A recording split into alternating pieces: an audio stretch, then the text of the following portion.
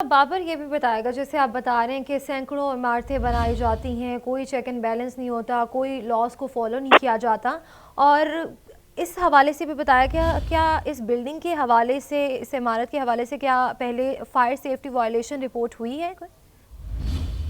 देखिए, गुल प्लाजा में इससे पहले इस नौइयत की आग कभी लगी नहीं है। It's a very valid question कि इससे पहले फायर सेफ्टी क्या कोई कंप्लेन मौजूद हुई नहीं हुई।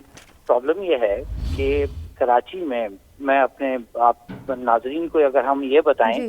कि कराची में आग बुझाने के लिए दो मुख्तलिफ अथॉरिटीज हैं। एक का नाम है रेस्क्यू 1122 और एक है KMC की फायर रेस्क्यू सर्विस।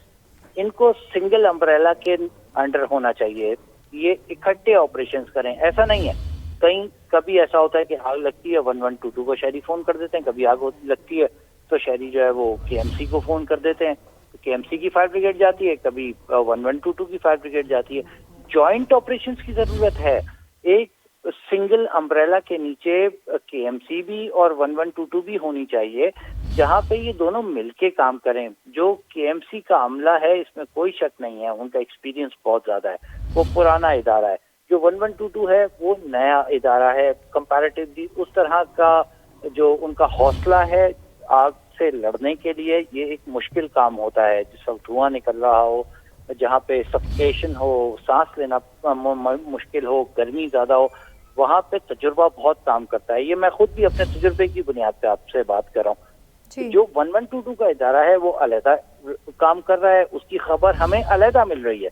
जो KMC का अमला है वो अलहदा काम कर रहा है। मैं अगर आपको एक मिसाल दे के समझाऊं तो KMC बता रही है कि हमारी 4 फायर टेंडर्स हैं, जो 1122 है वो बता रही है हमारी 5 फायर टेंडर्स हैं। ये टोटल 9 फायर टेंडर्स बनती हैं, लेकिन अलहदा अलहदा जब खबर आती है तो हमें ये पता चल रहा होता है कि ये दोनों इदारे, दोनों महकमे एक पेज पे नहीं है, ये दो अलग अलग अथॉरिटीज हैं कराची में।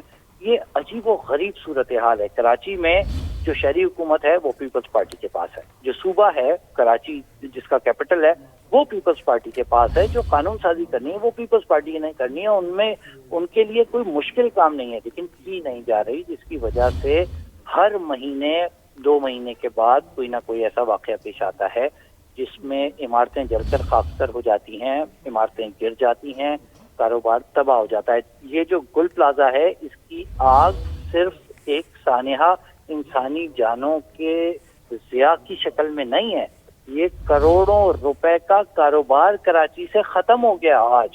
आज यहाँ से जो टैक्स फेडरल गवर्नमेंट को जाना था वो खत्म हो गया।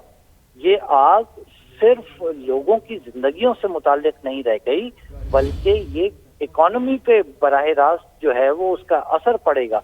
लेकिन अनफॉर्चुनेटली कोई कार्रवाई करने के लिए कोई इदारा तैयार नहीं हो पा रहा है। अच्छा बाबर, ये भी बताएगा, कराची में आए रोज़ वाक़यात होते हैं, लेकिन पीपल्स पार्टी जो कहती है कि हम आवाम की आवाज़ हैं, हम आवाम की खिदमत करते हैं, उनकी जो भी जायज़ मुतालबात है उसको पूरा किया जाता है, लेकिन इस तरह के वाक़यात जो कि आवाम मुतासिर होते हैं, उनकी रोज़ी रोटी मुतासिर होती है, सारा नुकसान तो शहरी को हो रहा है, लेकिन हुक्मरान खामोश तमाशाई क्यों बनी है? इस हवाले से कोई सीरियस एक्शन क्यों नहीं लिया जाता, कोई वैलिड कमेटी क्यों नहीं बनाई जाती ताकि इस तरह के वाक़यात ना हो?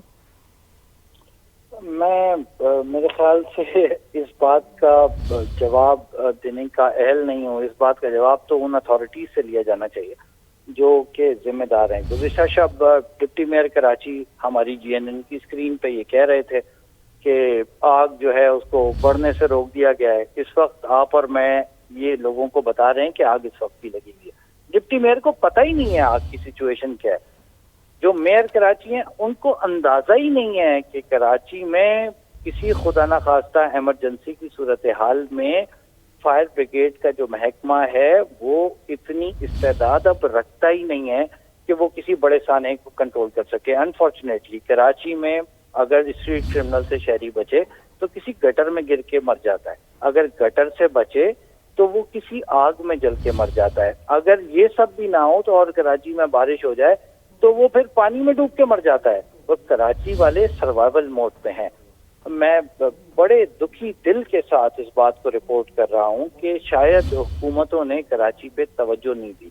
ये इंतहाई खूबसूरत जिंदा दिलों का शहर था, اس شہر کو جس طریقے سے اداروں کے ذریعے تباہ کیا گیا. کراچی میں جو اب ایک بہت چھوٹی سی مثال ہے, گزشتہ شب فائر بریگیڈ کو درخواست کرنی پڑی ہے واٹر کارپوریشن سے کہ فائر ٹینڈرز میں پانی نہیں ہے.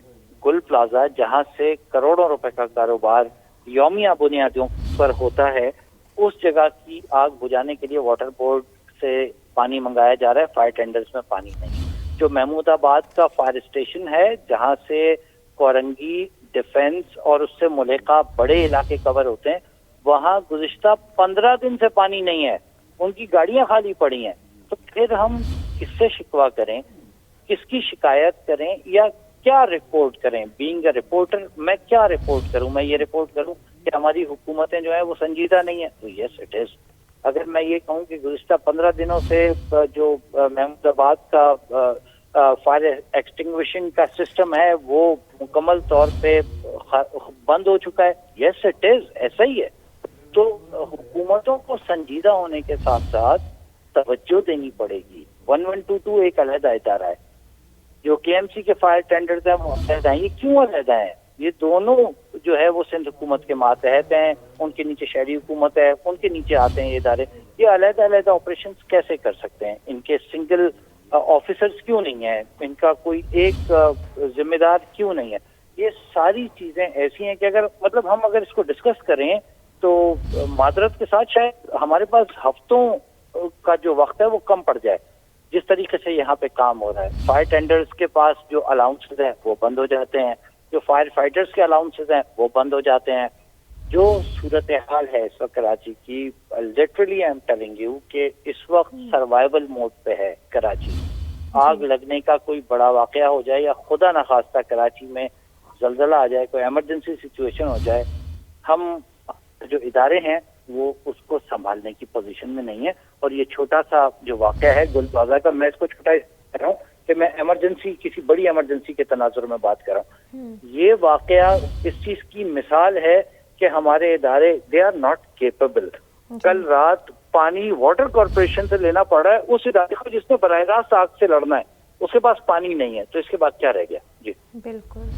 اچھا بابر, یہ بھی بتائے گا کہ دھوئیں کے باعث یہ بتایا جا رہا ہے کہ ریسکیو اہلکاروں کو بھی مشکلات ہیں, اور کیا پلازے میں اندر جانے کی اجازت ہے یا مکمل بند کر دیا گیا؟ جی بالکل ایسا ہی ہے. یہ جو جس وقت دھواں بہت زیادہ ہو اس وقت ریسکیو کا کام کرنا, یہ اللہ ان کو جزائے خیر دے. They are the heroes of this nation, جو اتنے قلیل وسائل کے ساتھ ہیں. میں اس بات کو ریپیٹ کہ یہ ہمارے ہیروز ہیں. یہ لوگ, ان کی تنخواہیں رک جاتی ہیں, ان کے پاس ڈیزل نہیں ہوتا گاڑیوں کے لیے, ان کے پاس پانی نہیں ہوتا, اس کے باوجود یہ آگ کے سامنے سیسا پہ لائی دیوار بن کے کھڑے ہوتے ہیں. اس وقت دھواں ابھی نہیں, کل رات سے یہ پرابلم ہے کہ اس اسٹرکچر کے اندر سے جو دھواں ہے اس کے پاس وینٹیلیشن نہیں ہے. جب وینٹیلیشن نہیں ہے تو دھواں مسلسل بھرے جا رہا ہے, اور اس کی وجہ سے صرف فائر فائٹنگ میں پرابلم نہیں آ رہا ہے, اس کی وجہ سے لوگوں کی زندگی خطرے میں آئی ہے. 5 افراد جان سے چلے گئے ہیں, 19 افراد زخمی ہیں.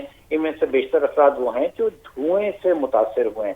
دھواں اس وقت بھی موجود ہے. جو چیف فائر آفیسر ہیں کراچی میں کے ایم سی کے ہمایوں, وہ کل رات سے یہاں موجود ہے.